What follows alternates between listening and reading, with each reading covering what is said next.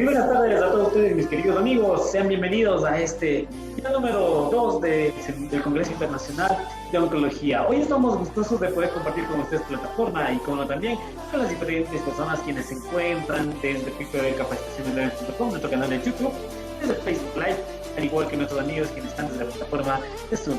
Sean bienvenidos todos ustedes. Vamos a iniciar en esta tarde de provechosa capacitación presentando a nuestros expertos, no sin antes compartir con ustedes esta información, la cual gracias a Leves Capacitaciones de Isameri, Servicio Empatía Pasión, listos para poder ponernos al servicio de cada uno de ustedes. El acceso gratuito para este certificado opcional también a celebrarse. Hemos empezado este evento el 23 de noviembre hasta el 4 de diciembre y estaremos compartiendo con ustedes días únicos de capacitación. Hoy queremos también invitar a todas las personas quienes se han sumado al evento a que puedan de igual manera compartir con nosotros y beneficiarse de este magnífico evento. La prevención es una parte muy importante de la solución al problema del cáncer. Recordémoslo, mis amigos, y justamente este evento fue diseñado para todos ustedes. Les invitamos a nuestros eventos anteriores que en este momento los hemos compartido en pantalla para que puedan ustedes aceptar y sobre todo informarse de este evento.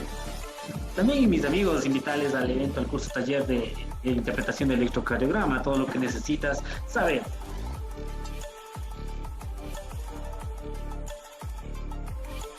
Mis amigos, también queremos invitarles a todos ustedes a que formen parte del Seminario Internacional de Actualización de Farmacología para el Personal Sanitario, un evento avalado también por el Ministerio de Salud Pública del Ecuador. Nuestros eventos quienes estamos organizando, hemos optado por tener eventos de calidad y también invitarles para el mes de diciembre al Congreso Internacional de Gastroenterología y Exámenes Complementarios Digestivos a llevarse desde el 13 al 18 de diciembre con el aval del Instituto Azteca de México, Leves Internacional del Colegio Médico de Chimborazo, como también el apoyo del Ministerio de Salud Pública del Ecuador. Hoy vamos a iniciar ya con este evento y a todos aquellos quienes han optado por la certificación. La doble certificación de aprobación se les otorgará a todos aquellos quienes hayan cancelado certificado y aún pueden hacerlo. Le fijamos en pantalla los certificados que estaremos otorgando de los eventos de medicina interna. Mis amigos, también mencionarles que en este momento hemos compartido con ustedes una jornada increíble el día de ayer. Hoy estamos ya listos para continuar con el día número 2. Recuerden muy bien también ver en todos nuestros eventos que tengan este oficio, sobre todo la carta que concede el aval del Ministerio de Salud Pública del Ecuador a nuestros eventos académicos, como la empresa seria que somos, les otorgamos todos los beneficios de ley. Bienvenidos, muchachos, al primer Congreso Internacional de Oncología, Diagnóstico, Manejo y Tratamiento Médico. Vamos a iniciar ya esta jornada, por ello presentamos a quien nos acompaña en esta tarde. Empezamos con un tema de mucha importancia, que es el cáncer de próstata. Presentamos también al experto que compartirá con nosotros en esta jornada. Él es médico general, es egresado de la promoción de la UNACH, médico residente de la Unidad Oncológica en Solca, Chimborazo.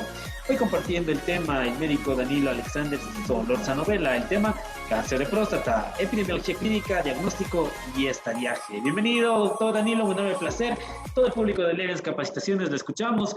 Un enorme placer que esté con nosotros y todo soy a la pantalla para que pueda compartir que entre cámara la presentación y la diapositiva que tiene para nosotros y el audio. Lo escuchamos. Bienvenido, doctor. ¿Cómo están? Buenas tardes con todos. Un gusto volver a encontrarnos en estas sesiones tan agradables. Mi nombre, como ya bien lo ha dicho, es Danilo Solórzano. Soy médico residente en el Hospital Solca Chimborazo. En esta oportunidad, no sé, creo que algo no vale, no puedo compartir mi pantalla. ¿Sí lo pueden observar ya?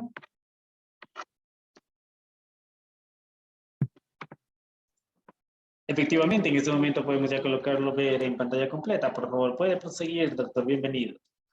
Listo, muchas gracias. Entonces, vamos a dar inicio con la explicación básica de todo lo que conlleva el cáncer de próstata. Nosotros en esta temática vamos a abordar desde la glándula prostática, pasando por los factores de riesgo, cómo este va a hacer la historia natural de la enfermedad, la clínica, así como también los métodos diagnósticos que actualmente nosotros disponemos. Entonces, vamos a comenzar. Tenemos nuestra glándula prostática. Esta es una glándula túbulo-alveolar compuesta del tamaño de una nuez. Esta produce líquido seminal. Esta secreción es de tipo seroso. Es rica en lípidos, enzimas proteolíticas. Tiene fosfatasa ácida, fibrinolisis y ácido cítrico. Esta tiene una función muy importante, que es nutrir y transportar el esperma. Esta se encuentra por debajo de la vejiga, cerca de la base del pene, y está frente al recto, rodeando la uretra proximal. Nosotros al ver esta parte de esta ligera anatomía, podemos ver que es fácilmente palpable a través de un examen rectal.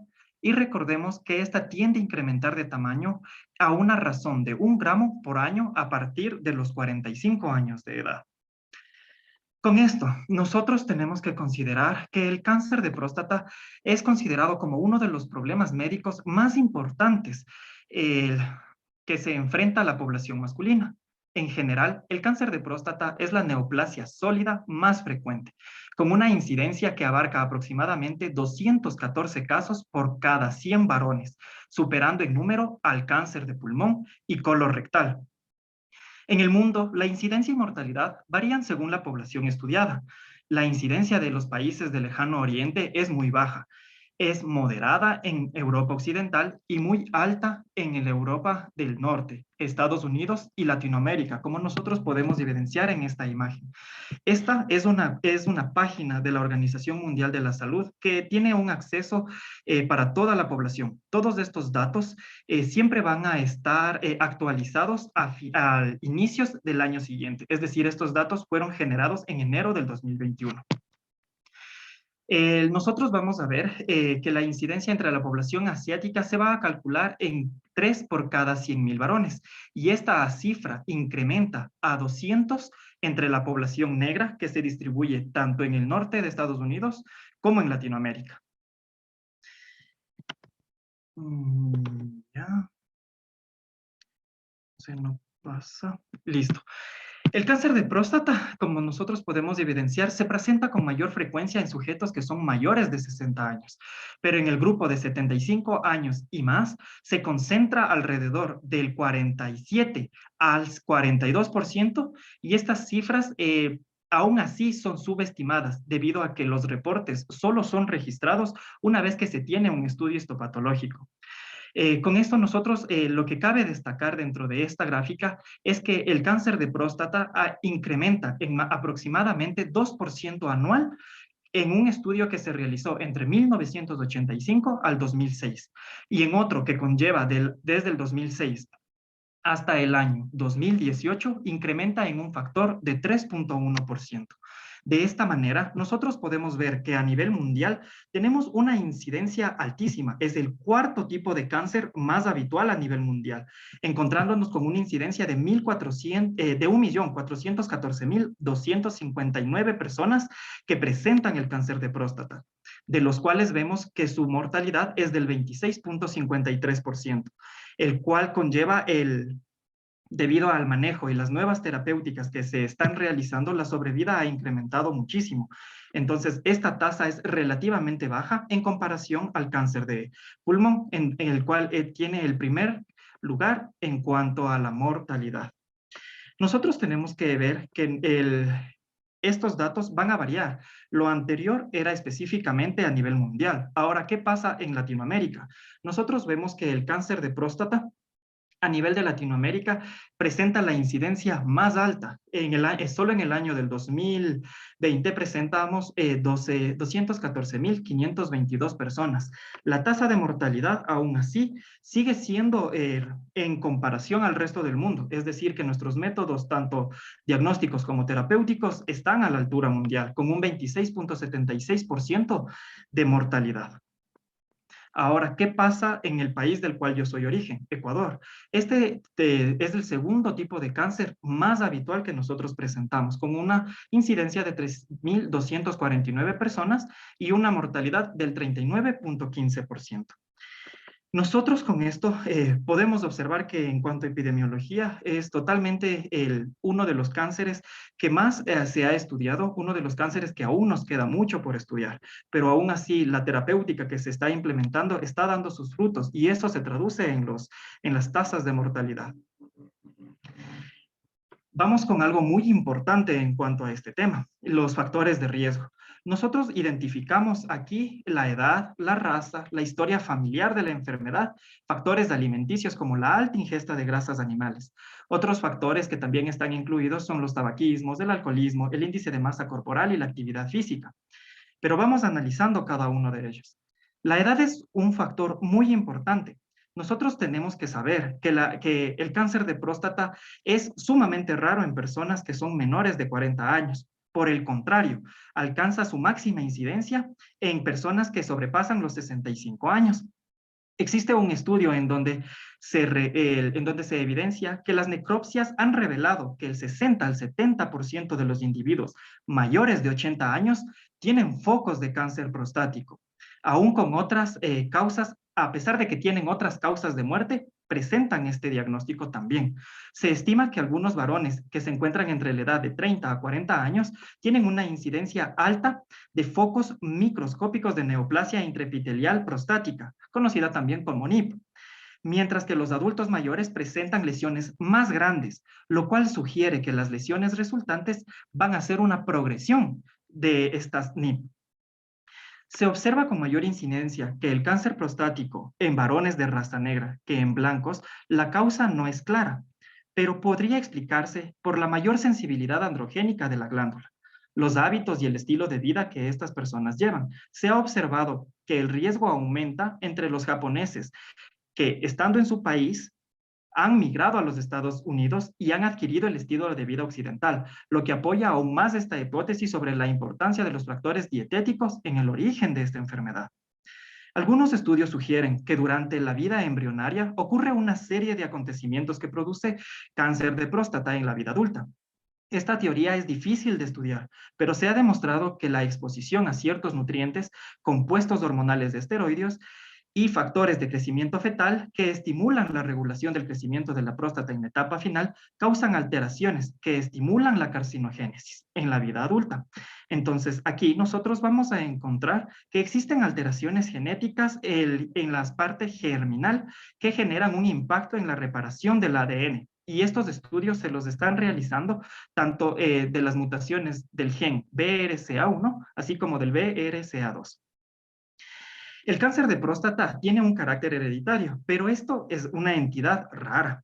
Hasta el 9% de los casos, cuando el paciente tiene familiares en primer grado con cáncer de próstata, el riesgo respecto a la población general aumenta al doble. Y si tienen dos o más familiares directos con el cáncer de próstata, la probabilidad incrementa de 5 a 11 veces. Nosotros tenemos que conocer que el cáncer de próstata, en aquellos que tienen 3 o más familiares afectados, existe una presentación temprana de la enfermedad en personas que son menores de 55 años. Los pacientes con este tipo de cáncer se ha demostrado que incluso presentan este cáncer de próstata de 6 a 7 años antes que los casos esporádicos. Se cree, hablando ya de la parte dietética, se cree que los pacientes que consumen cantidades elevadas de grasa y poca fibra, que ingieren menor cantidad de licopenos, que prácticamente son citoprotectores, tienen una incidencia elevada de cáncer de próstata. Por otra parte, algunos estudios demuestran que cierta acción protectora en sus sustancias, como pueden ser retinoides, que están presentes en los vegetales, las frutas, también se le puede atribuir a la propiedad de la vitamina E, micronutrientes, isoflavonoides, productos de la soya, licopenos, el selenio, incluso la vitamina D. Los estudios realizados hasta el momento consideran a estos factores que son modificables como una prioridad para prevenir el cáncer del próstata. Ahora, ¿qué sucede a nivel molecular? ¿Cómo es la anatomía patológica de esta enfermedad? Nosotros aquí vamos a ampliar este tema. Nosotros tenemos que las lesiones precancerígenas van a ser de 4 tipos específicamente. Tenemos la neoplasia intraepitelial prostática, conocida como PIN, ya mencionado, las pequeñas proliferaciones acinares atípicas, o también reducidas como ASAP, la hiperplasia atípica adenomatosa y las lesiones atróficas. Agrandando un poquito más acerca de la proliferación acinar atípica, nosotros vemos que esta entidad no es una entidad biológica, sino está ligada a la biopsia o un fragmento de la resección transuretral prostática. En cambio, que las neoplasia intraepitelial prostática presenta una proliferación de las células epiteliales en el interior de los ductos prostáticos, y van a ser de dos grados, puede ser bajo o puede ser alto. Aquí nosotros debemos considerar que estas NIP e incluyendo la NIP3 o de alto grado, es una lesión premaligna, por lo que los varones cuya biopsia presentan este tipo de alteración deben ser sometidas a seguimientos con biopsias repetidas. Aunque es imposible relacionarla de una manera un tanto incuestionable con la génesis del cáncer prostático, la hiperplasia adenomatosa atípica va a estar presente de 1.6 a 19% de los especímenes de la resección transuretral por hiperplasia prostática. Y esto se incrementa un 26% de los productos en una prostatectomía radical, ya una vez identificado el cáncer. Cuando una primera biopsia es negativa, se recomienda repetirla.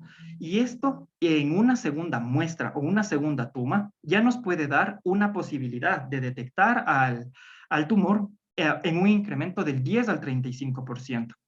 Cuando se encuentra una NIP o una proliferación acinar atípica, existen cánceres entre el 50 y el 100% de las biopsias, lo que establece claramente su correlación. El número de las biopsias es controversial hasta el momento. Hay muchos estudios que defienden que el número de biopsias estándar debería ser 12, otros incluso incrementan hasta 18. Entonces, todo eso ya está a cargo del médico tratante quien vaya a realizarlo. Lo único que nosotros debemos considerar es que se deben cubrir las 5 zonas de la próstata. Esto ya lo vamos a explicar con más detalle a continuación. Existe una posibilidad de resolver el diagnóstico en pacientes con múltiples series de biopsias prostática que tienen factores de riesgo, que tienen un antígeno elevado, pero que la biopsia no me revela. Cuando nosotros podemos añadir a nuestro tratamiento los inhibidores de la reductasa alfa-5. Esto es como el medicamento más conocido, el dutasteride. Este me va a permitir desenmascarar el cáncer, pues suprime el antígeno prostático específico, derivado de las células hiperplásicas. Entonces, con esta razón, vemos que el cáncer de próstata es más frecuente detectable posterior a un año de haber iniciado el tratamiento con esta medicación. Esto es un dato muy interesante y este es un dato que se estudió muy ampliamente en un estudio de Thompson. Claro que es un artículo del 2004, pero es un estudio muy meticuloso en donde esto nos da la relevancia de la aplicación de la medicación dutasteride. Nosotros tenemos que conocer que entre las neoplasias prostáticas malignas, el 95% de los casos corresponden al adenocarcinomas acinares y solo un 5% van a estar las otras formas de este cáncer prostático, como pueden ser la de células neuroendócrinas, los carcinomas de células transicionales, los sarcomas. Entre el 70 y el 85% de los carcinomas ocurren en la zona periférica y del 10 al 15% van a ocurrir en la zona transicional y 10% en la zona central. Entonces, de esta manera, vemos que, las zonas en donde se van a ir dando este tipo de cáncer, por lo general, van a ser los lóbulos laterales. El adenocarcinoma suele grabarse en el sistema de Gleason basado en la arquitectura glandular, que no define el grado celular, sino que reconoce la heterogeneidad de las neoplasias prostáticas. Y este va a depender de la evaluación del patrón predominante y el segundo más frecuente. Entonces, estos nos van a dar una escala entre el 1 y el 5. Su supuesto permite establecer un pronóstico. Entonces, el grado de Gleason combinado se reporta con la suma de dos patrones que se mediante una clasificación, en donde vemos que de 2 a 4 puntos existe un carcinoma bien diferenciado en el 6%. Del 5 al 7 es moderadamente diferenciado y del 8 al 10 en un 9.7%, que es pobremente diferenciado. Una neoplasia de alto grado se relaciona con un riesgo elevado de extensión extraprostática. Es un compromiso, con un compromiso de las vesículas seminales, con metástasis ganglionares y márgenes positivos en la prostatectomía radical. Entonces, eso simplemente sugiere una progresión e incluso el fallecimiento de nuestro paciente. Es por ello que las biopsias no proporcionan una información sobre la extensión del cáncer. Si se observa el tejido de las vesículas seminales con tumor, es probable que haya metástasis, por lo que el material siempre debe ser examinado con sumo cuidado. La invasión perineural se interpreta como un factor de riesgo, pero ojo, este no es un factor predictivo independiente. Para determinar el volumen tumoral, se debe considerar un número de biopsias positivas, el porcentaje que cada una de estas muestra como positivo y la dimensión de cada biopsia. y aún así resulta incierta la utilidad de estas menciones como predictor en el estadio patológico final. Entonces, vamos a adentrarnos un poquito más en lo que corresponde a la escala de Gleason, que es algo muy importante que todos debemos conocer. Esta tiene su base en un estudio de 1993 dado por el doctor Weidner. Este sistema de Gleason, conocido también como score de Gleason, identifica 5 patrones de crecimiento del adenocarcinoma prostático invasivo. Este está representado en una escala progresivamente decreciente y diferenciación glandular, como nosotros podemos observar, en donde en un estadio 1 vamos a ver que las glándulas individuales están bien conformadas. El grado 2 o 3, que corresponde al riesgo intermedio, ya vemos unas glándulas que pueden estar bien formadas, pero que ya presentan glándulas cribiformes o mal formadas que van a incrementar. Tanto que el grado 4 y 5, que representa un riesgo alto, aquí ya nosotros prácticamente vamos a ver únicamente glándulas mal formadas o incluso ya no existen estas glándulas, y también existe esta fusión cribiformes, una mezcla de componentes y glándulas, o simplemente existe la presencia de necrosis, lo que nos va a dar este tipo de Gleason. Como nosotros sabemos, la escala de Gleason se denomina así gracias al patólogo Donald Gleason, donde la aparente histología que exhibe el cáncer de próstata como una gama variada de diferenciación celular ha permitido agruparlo en esos 5 grupos que ya acabé de explicar, en donde se permite que la gradación traduce la más íntima relación que existe entre la conducta biológica del cáncer prostático y su estructura histológica. Así lo demostró Merrick en su estudio. Es un indicador pronóstico de la agresividad biológica de las lesiones cancerígenas. De esta manera, se evidencian los 2 patrones arquitecturales más predominantes del cáncer prostático. Entonces, este Gleason va a dar puntuaciones, como podemos observar, desde 2 hasta 10, con todas las combinaciones que se pueden suscitar. Y de esta manera, nosotros también tendrán que ver las implicaciones en el pronóstico del caso clínico que se esté estudiando en ese momento.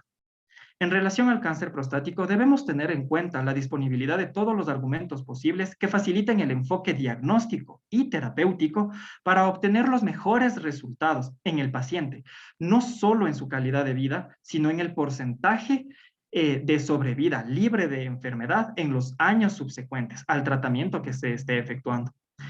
Es por ello que nosotros debemos contar con factores de ayuda para realizar los pronósticos acertados en pacientes portadores de cáncer prostático, en etapas o estadios tempranos de la enfermedad. Ahora bien, vamos a ver un poco de la historia natural, cómo se desarrolla este tipo de cáncer. Nosotros aquí tenemos que el adenocarcinoma de la próstata se va a diseminar hacia el parénquima adyacente, penetra la cápsula y alcanza la grasa periprostática, o se desplaza también a través de los conductos eyaculadores hacia las vesículas seminales. Al mismo tiempo, sobre todo en los tumores de alto grado, existe una diseminación linfática hacia los ganglios regionales, lo que incluye los ganglios hipogástricos y también los obturadores. Al final, la diseminación hemática ocurre principalmente hacia el hueso, en especial la columna vertebral en los segmentos lumbosacros, quizás relacionado con el drenaje venoso de la próstata a través del plexo de Watson, que es la teoría más acertada hasta el momento, y el esqueleto axil, aunque cualquier hueso, incluso el cráneo y costillas, pueden resultarse afectados. Y aparte de eso, vemos que, la metástasis a órganos distantes como el hígado y los pulmones es un tanto raro, pues es menor al 6% en cuanto a su prevalencia. Ahora, vamos a ver cuáles son los síntomas de este cáncer de próstata. El cáncer de próstata, es muy bien identificado en cuanto a las guías del ESMO de la Sociedad Europea. Nosotros tenemos que el paciente con cáncer de próstata localizado suele ser asintomático, aunque la exploración digital rectal puede revelar induración, irregularidad o pérdida de simetría de la glándula. Algunos síntomas relacionados con cáncer temprano pueden ser la disfunción eréctil, la pérdida del líbido, la nicturia, urgencia urinaria, la poliaquiuria, infecciones recurrentes, hemospermia y dolor perineal o escrotal. La enfermedad localmente avanzada produce obstrucción vesical que se manifiesta con hematuria, puede ser infecciones de vías urinarias o un franco síntomas de irritación vesical. Además de esto, el edema de los miembros inferiores puede darse debido al compromiso de los ganglios linfáticos pélvicos por metástasis ganglionares que sean voluminosas.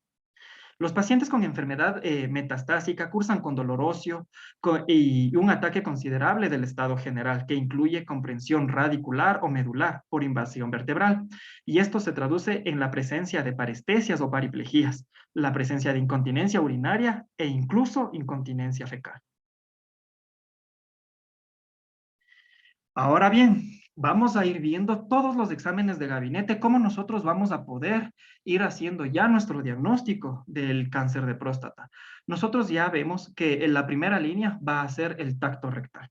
El tacto rectal, nosotros tenemos que realizarlo al menos una vez al año en las personas que estén sobre los 50 años de edad y en aquellos que tengan factores de riesgo, se tienen que comenzar a hacer un screening general a partir de los 45 años de edad. La población, entonces con esto nosotros vemos que la población sensible a este escrutinio incluye a los varones asintomáticos con factores de riesgo.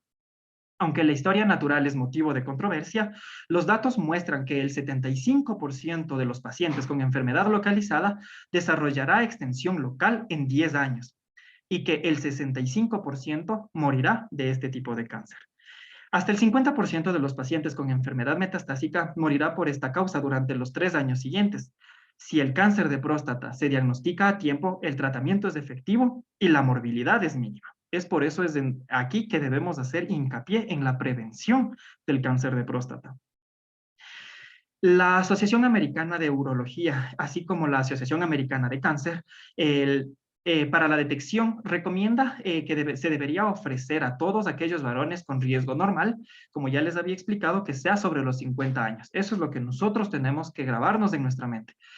Sin factores de riesgo, con factores de riesgo normal, sobre los 50, y en aquellos que tienen factores de riesgo altos, como puede ser, según lo que ya vimos, que sea de raza negra, aquellos con un familiar de primer grado diagnosticado, aquellos individuos con múltiples familiares de primer grado igual diagnosticados, refiere que tenemos que hacer este screening a partir de los 45. Incluso un estudio de 2019 reduce este tiempo, incluso a generar los screening a partir de los 40 años de edad.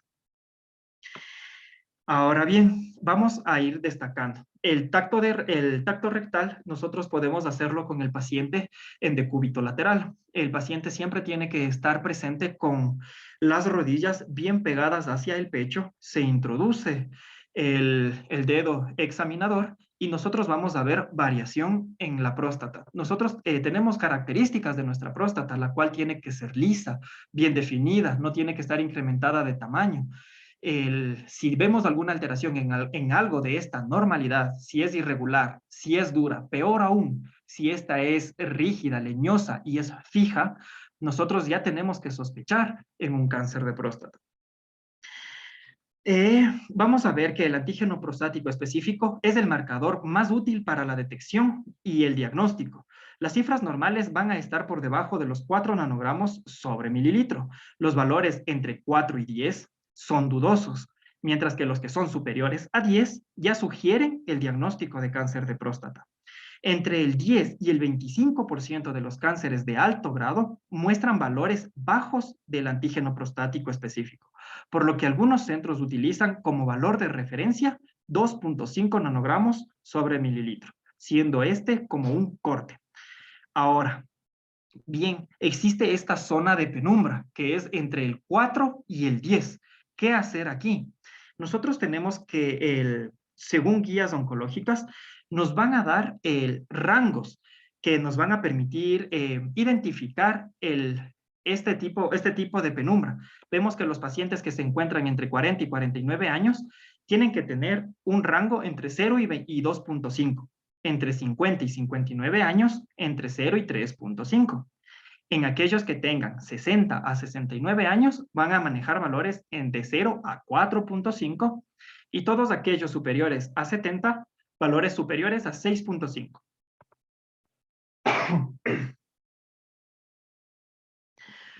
vamos a ver que existen cifras de PSA intermedias. Entonces, una vez que nosotros tenemos esto, tenemos un sinnúmero de pruebas que nos van a permitir despejar nuestras dudas a ver si para ver si nuestro paciente presenta o no presenta cáncer de próstata.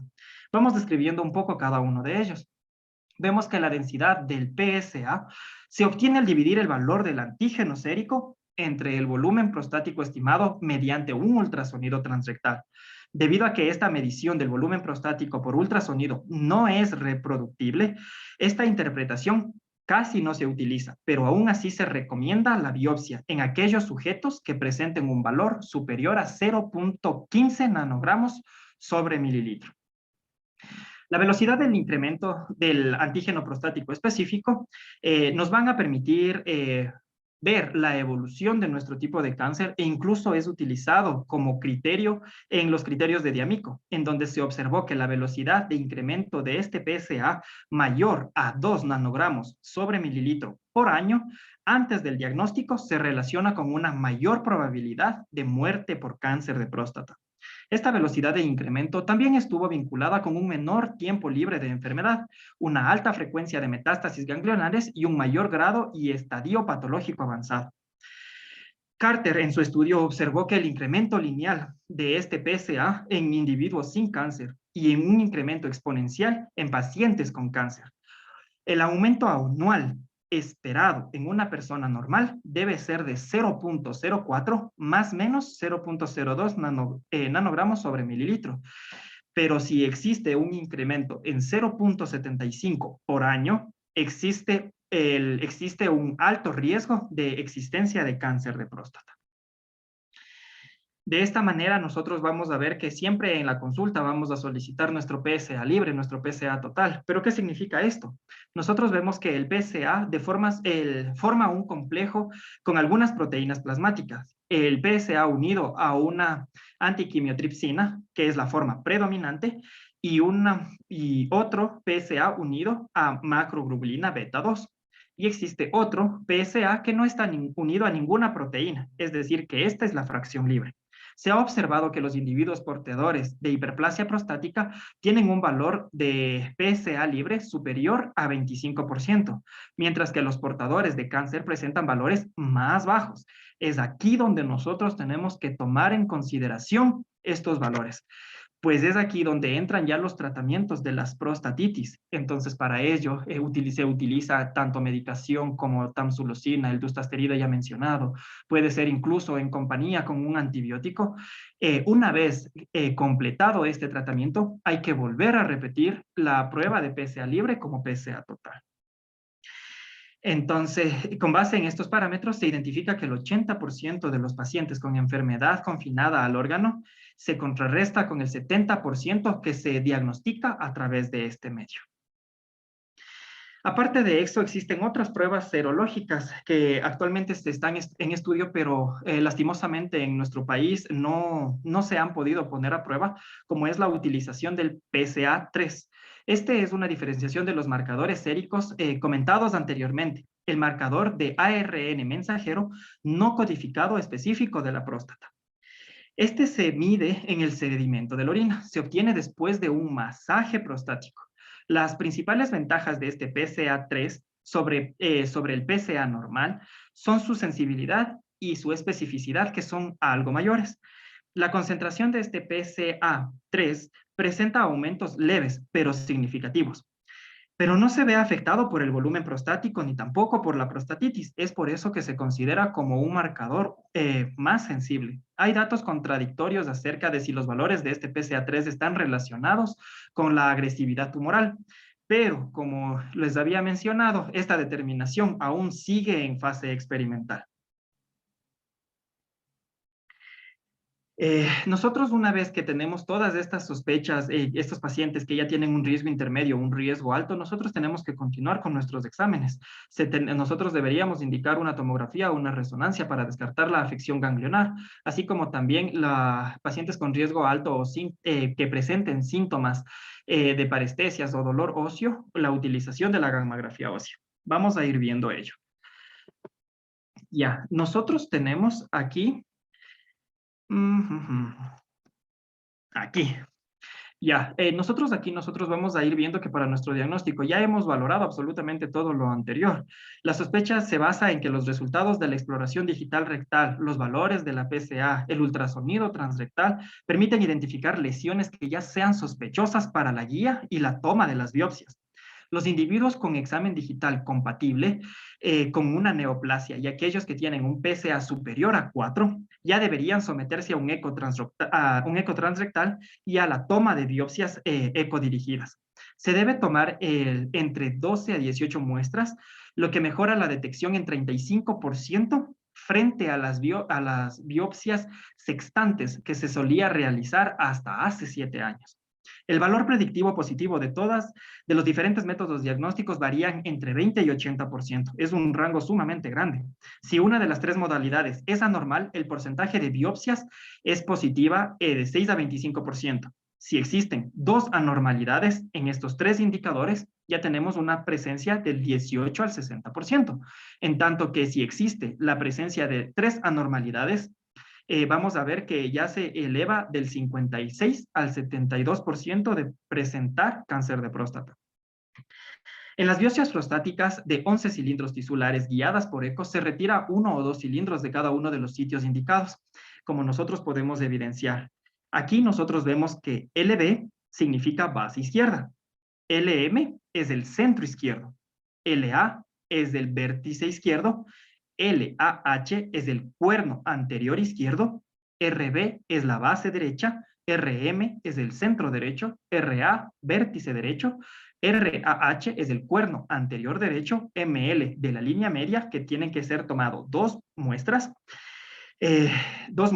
Entonces, si nosotros juntamos todo esto, nos da aproximadamente un total de las 18 muestras que deberían ser tomadas.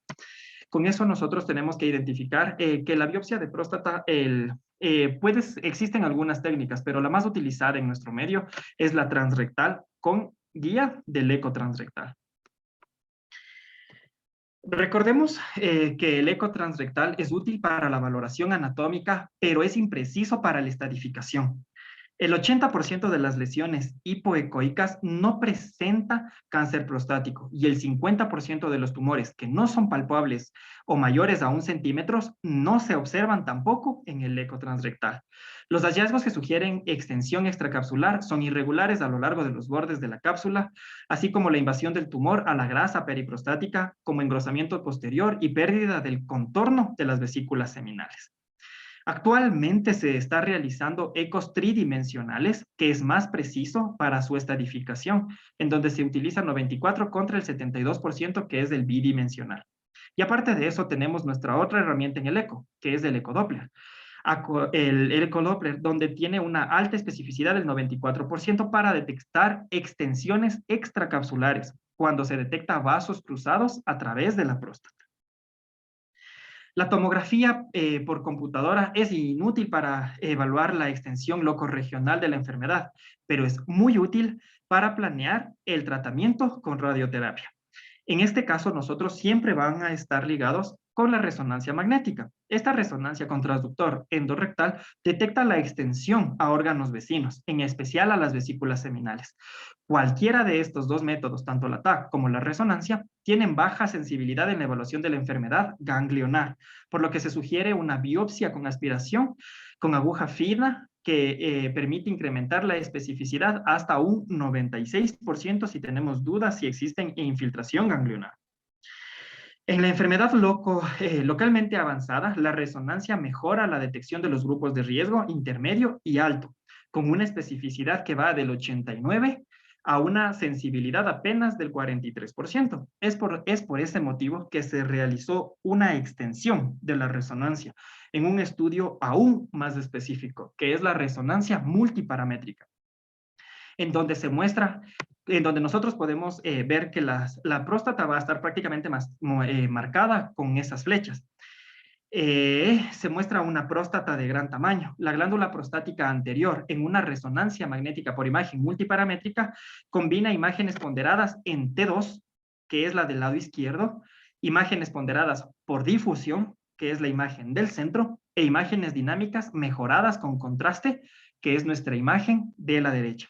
Todo ello ya nos va a permitir identificar la ubicación exacta del tumor e incluso la permeación extraprostática. Ahora, en más del 85% de los pacientes que mueren por cáncer de próstata, el esqueleto se ha encontrado comprometido. Y en 70% de los casos, la fosfatasa alcalina se encuentra elevada. Entonces, esta fosfatasa alcalina ya nos puede dar una dirección hacia la existencia de la presencia de metástasis óseas. Es aquí en donde entra la famosa gammagrafía ósea. Este está indicado en los pacientes que tienen un PSA superior a 20, con síntomas óseos o tumores poco diferenciados. Este gammagrama detecta metástasis óseas en 25% de los pacientes con series óseas normales, pero ojo, ya que el 50% de la médula debe estar reemplazada para que este estudio lo pueda detectar. Ahora, solo por mencionarles, existen otras modalidades como la radioinmunogammagrafía. Eso es algo que aquí no lo tenemos, pero es bueno saber que existen estos tipos de métodos que son un poquito más sensibles. Esta modalidad produce imágenes mediante el uso de anticuerpos radiomarcados que reconocen el tejido prostático. El antígeno más interesante es el de la membrana prostática específica, que se expresa en las células prostáticas, y este se regula a la alza en cáncer de alto grado, independientemente del andrógeno o si es que existe o no metástasis.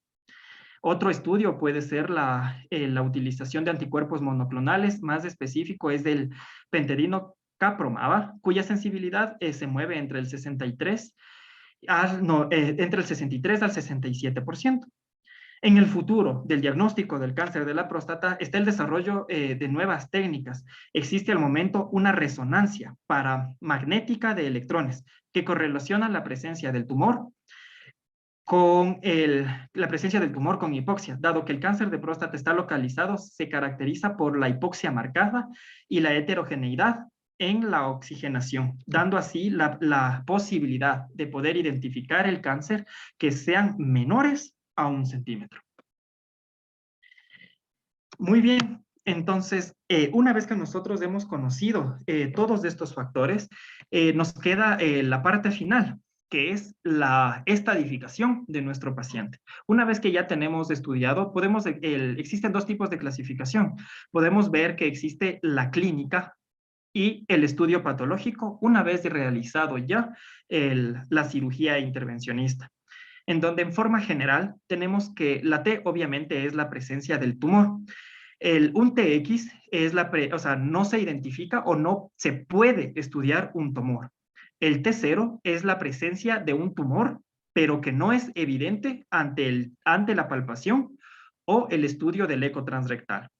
Un T1 es aquel que puede ser identificado por imagen, pero no es palpable al tacto rectal. Y podemos evidenciarlo que se destaca en 3 aspectos, T1A, T1B, T1C, en donde el T1A vamos a encontrar que existe una incidencia en menos del 5% del tejido que se ha tomado la biopsia, un T1B que existe más del 5% del tejido, y un T1C que existe la presencia de positividad, de malignidad en ambos lóbulos. El T2 prácticamente es el cáncer que se encuentra confinado en la próstata. El T3 es aquel que ya es extraprostático, pero no invade estructuras vecinas. Aquí tenemos que tener en cuenta que las vesículas seminales pueden estar tomadas y eso está dentro del T3B. Y por último tenemos un T4, en donde el tumor ya abarca estructuras extraprostáticas que no son las vesículas seminales, pero que están cercanas, como puede ser el recto, puede ser los músculos pélvicos, la pared pélvica, o sea, todo lo que ya esté fuera de las vesículas seminales ya se considera como un T4. Ahora vamos con los nódulos linfáticos. Esto netamente se lo puede realizar solo mediante la utilización de la punción aspiración por aguja fina o una vez que el paciente ha sido sometido a una prostatectomía radical con vaciamiento linfático, en donde NX es algo que nosotros no hemos valorado todavía. Un N0, cuando una vez valorado no existe infiltración ganglionar, y un N1 es la metástasis a nódulos regionales. Ojo, Aquí es diferente al resto de tipos de cánceres en donde se numera cuántos ganglios hay para según eso descartar. Basta con tener un ganglio positivo para que este sea N1. Y por último, nosotros tenemos las metástasis a distancia. Nosotros vemos que se expresa como un M0 cuando después de realizar tanto la resonancia magnética como la gammagrafía no existen metástasis a distancia. M1 cuando ya existe metástasis a distancia. Y aquí nosotros tenemos tres clasificaciones. Es M1A cuando, existe una invasión a un órgano a un órgano a distancia, pero que no presenta infiltración de nódulos locorregionales. En cambio que M1B es invasión a huesos o M1C a cualquier otro tipo de órgano, fuera de los huesos. Una vez que nosotros entendemos todo esto, vamos a ver que se agrupan ya en los diferentes estadios.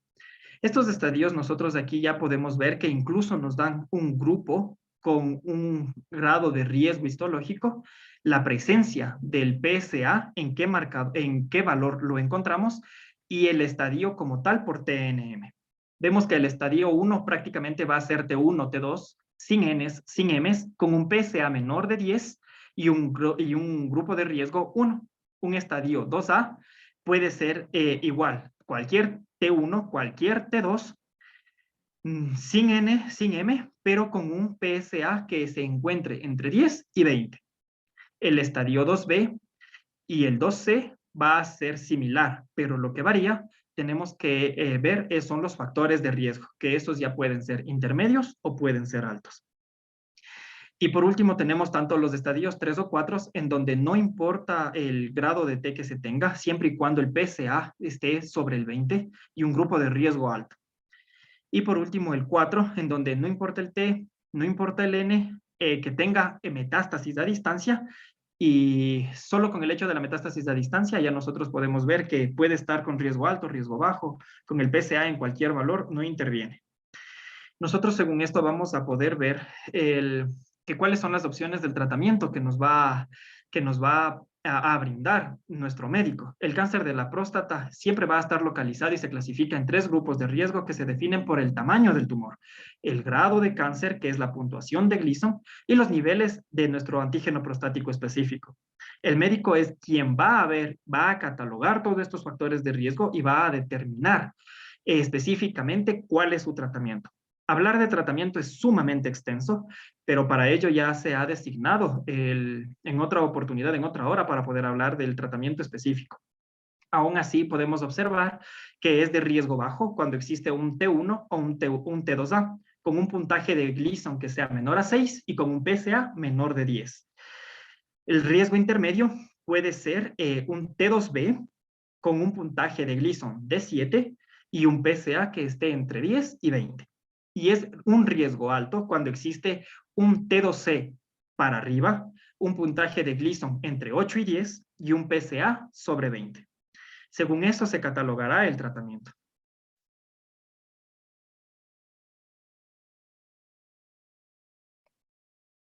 Listo.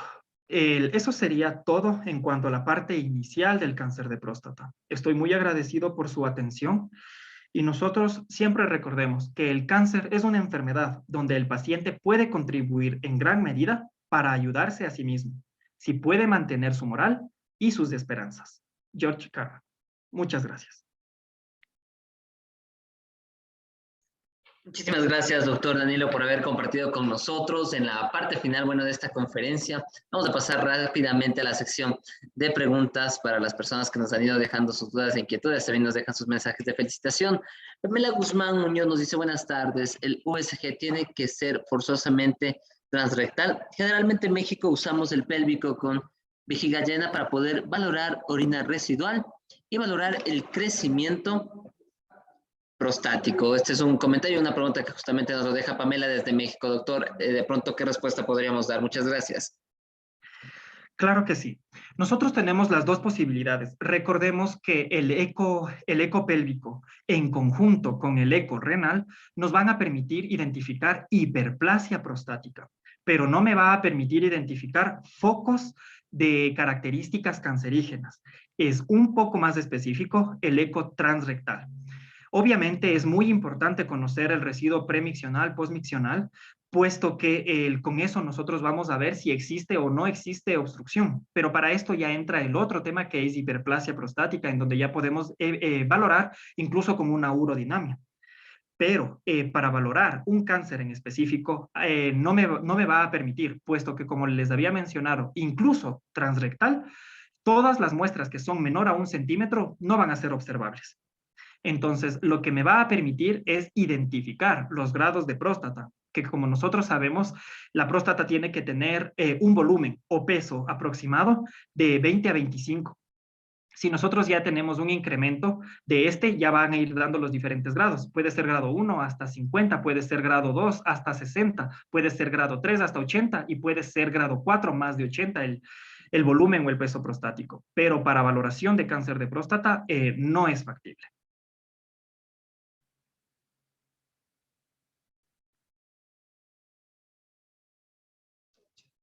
Perfecto, muchas gracias, doctor. Nos menciona también, muchas gracias, doctor, por su ponencia. Nos dice, y también nos llegan unas inquietudes. Nos dice, buenas tardes, cuando se pide el índice de PSA y cuando se solicita PSA, ¿se pide el libre o el total? Por favor, si nos puede aclarar eso. Pamela también nos dice, perfecto, muchas gracias, nos dice.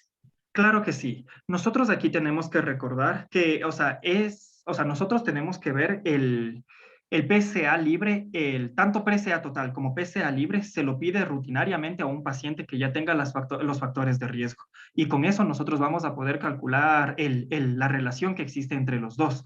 Entonces, dentro de esto, el PSA libre, nosotros tenemos que ver que el PSA total va a tener los valores como nosotros habíamos mencionado. ¿Dónde está? Ya, nosotros aquí tenemos que ver que, las cifras tienen que ser siempre por debajo de 4 para ver si es que existe algún riesgo de cáncer de próstata. Este PSA total va a estar siempre en comparativa va a estar siempre en comparativa con una prostatitis, puesto que una vez que nosotros damos el tratamiento, identificamos que nuestro paciente no tiene algo extra que pueda variar, ya nos puede dar una presunción de un cáncer de próstata siempre y cuando se mantenga sobre el 4. Pero el PSA libre me va a permitir realizar la relación entre el uno y el otro, así como la densidad del PSA. Entonces, este estudio nosotros tenemos que, una vez que nosotros realizamos este cálculo, tiene que ser un valor inferior a 0.015. Entonces, una vez que nosotros tenemos este valor, vamos a ver que, si existe más allá, una relación más allá del 0.15, ya existe una alta probabilidad de la presencia de cáncer de próstata. Entonces, no existen indicaciones como tal que pueda ser solo el total, que pueda ser solo el libre. En un screening tienen que ser valorados los dos a la par. Una vez que nosotros generamos ya el tratamiento del paciente y para el seguimiento del paciente, es ahí cuando nosotros solicitamos solo el PSA libre como tal.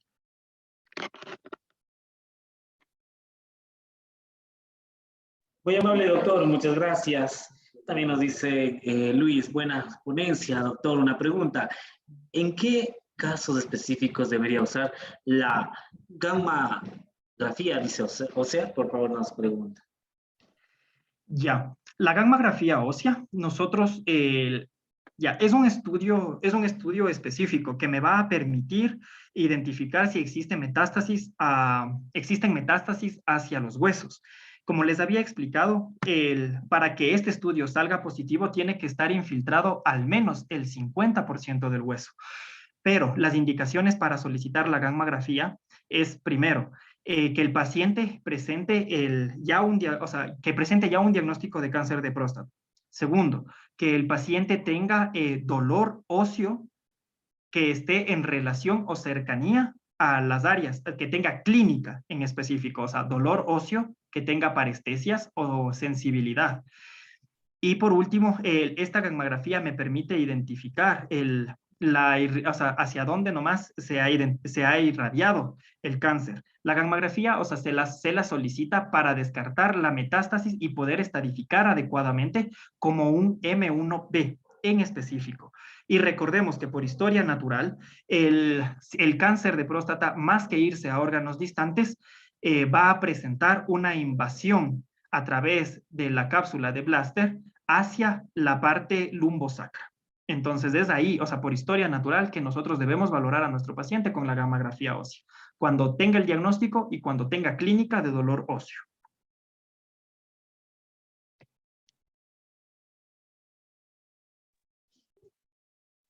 Nos vamos con la siguiente pregunta de Gabriel Villa. Nos dice, buenas tardes, doctor. Una pregunta, ¿cómo se calcula el índice del PSA? Ya. Nosotros para calcular el índice del PSA, a ver, espérenme, hago memoria un momento.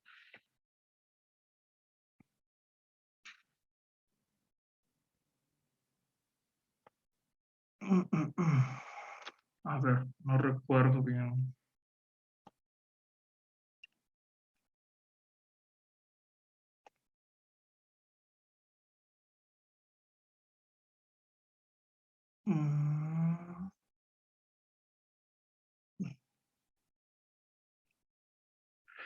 A ver, el índice de PSA. A ver, esto nos va a permitir ver el grado de... Mm,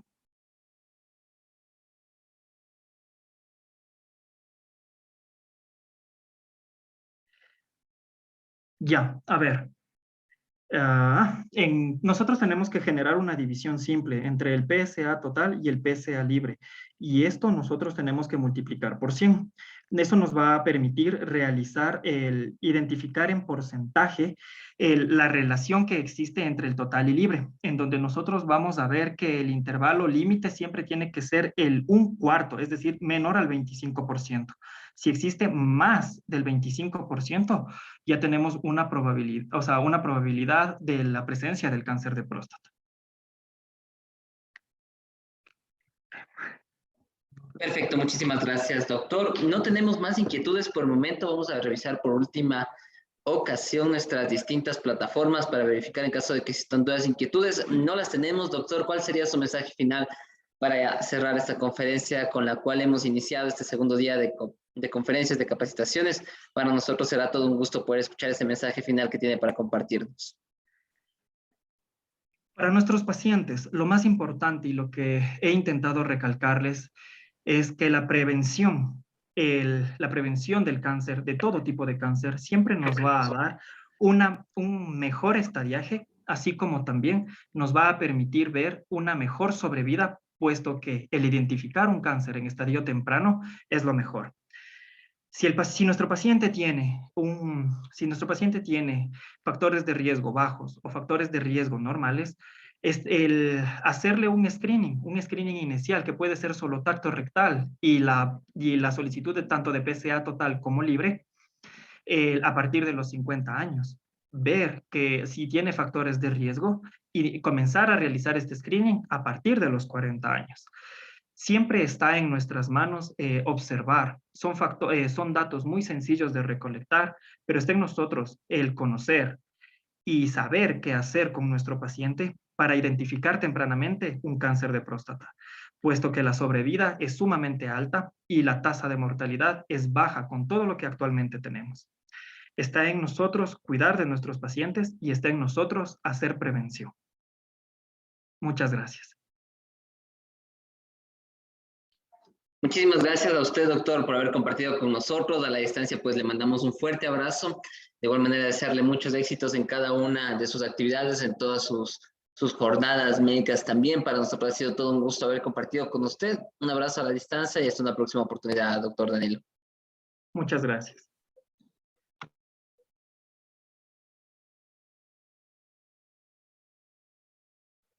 De esta manera estamos llegando a la parte final con todos ustedes, queridos amigos. Gracias por haber estado con nosotros en esta primera conferencia. Vamos a enlazarnos en pocos minutos para dar paso a nuestra siguiente exposición de esta tarde. Gracias a todos ustedes. Nos tomamos unos minutos mientras nos conectamos para un poco recibir a la doctora Jessica Maylí Herrera Abarca. Vamos a estar abordando con ella en pocos minutos una temática muy importante en torno a cáncer de piel. Nos conectamos un poco, nos quedamos aquí en la plataforma de Leves Comunicación de Sistema Médico. Continuamos en estas jornadas académicas. Muchísimas gracias a todos ustedes.